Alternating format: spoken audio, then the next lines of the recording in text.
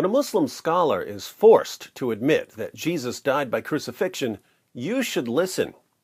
For nearly 14 centuries, the vast majority of Muslims have denied Jesus' death on the cross. The most popular view has always been some version of substitution theory, the claim that Allah miraculously disguised someone else to make him look like Jesus, and that this other person was crucified in Jesus' place.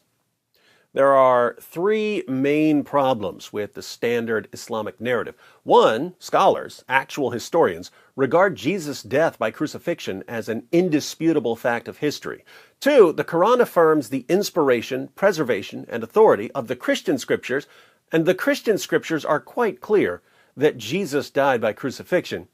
Three, the Islamic view portrays Allah as a cosmic trickster who deceives people about his prophets. Allah tricked people into believing that Jesus died. Fortunately, there have always been a minority of Muslims who aren't scared to point out the holes in the standard Islamic narrative. Take Sheikh Imran Hussein. In a lecture about the Quran and the Messiah, Sheikh Imran eventually discusses the crucifixion of Jesus. He begins by saying that Jesus only appeared to die, which sounds like the standard Islamic narrative. When they saw him die on the cross, they were convinced he could not have been the Messiah. What they did not know was that Allah made it appear to them that he was crucified. But then he clarifies what it really means to be crucified and what it really means to die. First, crucifixion. What's the definition of crucifixion? It is that you should die by hanging on the cross. So crucifixion isn't simply nailing someone to a cross, it's the person dying by nailing him to a cross. But what does it mean to die? What is the definition of death? The definition of death is that Allah should send the angel to take the soul and not return it. Is there anyone who differs with me? To die, to really die, is to have your soul taken away and not returned. This is important for what he's about to say, so he repeats it.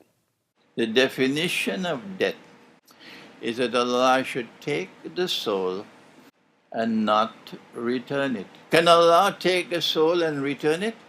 Tell the schoolboy, go back and study the Quran. So, what does the Quran mean in Surah 4, verse 157, when it says that Allah made it appear as if Jesus died? Get ready for an epic rant. So then what did Allah do to make it appear that he died? Let me warn you. And my language is sometimes very harsh because that's the only language some people can understand. Some people can only understand harsh language. Got it, Sheikh.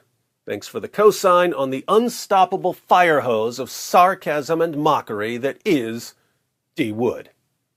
Don't come with this nonsense, because it is not only pathetic nonsense, it is absolutely sinful to say that Allah, wa na'udhu billah min hadha, Allah called someone else to take the appearance of Nabi Isa alayhi salam, and that innocent man, innocent because he never claimed to be the Messiah, he was crucified. So, the standard Islamic narrative. Wait for Judgment Day with that nonsense. Pathetic nonsense. It's not there in the Quran, it's in your imagination. That's why it is. And yet it took the world of Islam by storm. What a brainwashed ummah we are today. He ain't lying. Well, then what happened? Well, then why don't you go to the Quran? Let the Quran explain rather than go on fancy flights of imagination. You're going to tell Allah on Judgment Day, you caused that man to assume the appearance of someone? And he who never claimed to be the Messiah, he was crucified. That is an act of injustice. You attributing injustice to Allah? What foolishness. He's right. Absolute foolishness. But it's what Muslims tell me every single day. Allah took his soul. They thought he was dead. They took out the body. They put the body in the cave. They sealed the cave. Allah returned the soul. As simple as that.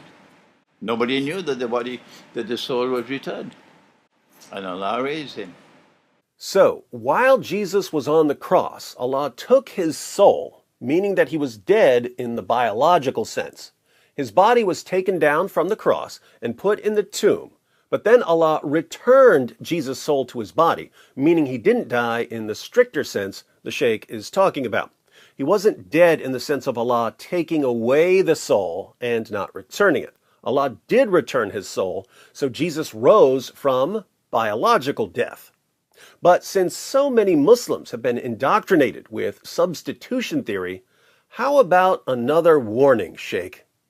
But let me warn you one more time. If you stick with this theory of substitution, you are going to be in a pathetic state on Judgment Day.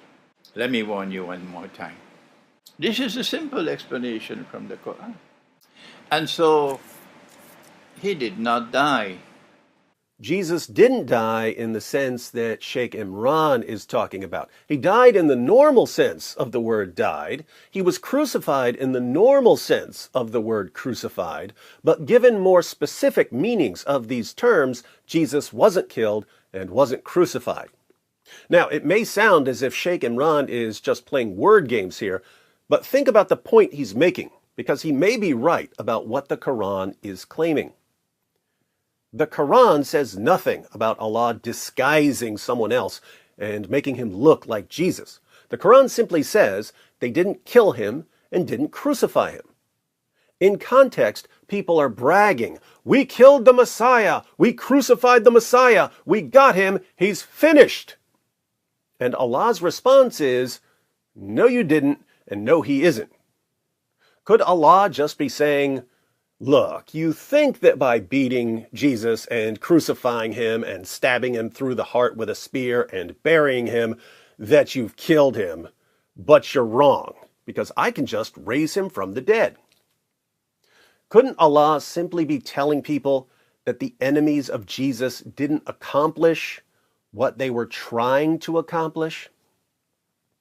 I think this view, Sheikh Imran's view, is massively superior to the standard Islamic narrative, which rejects all of history, rejects multiple sources that Muhammad and Allah confirmed, and portrays Allah as a cosmic trickster who deceives people for no reason.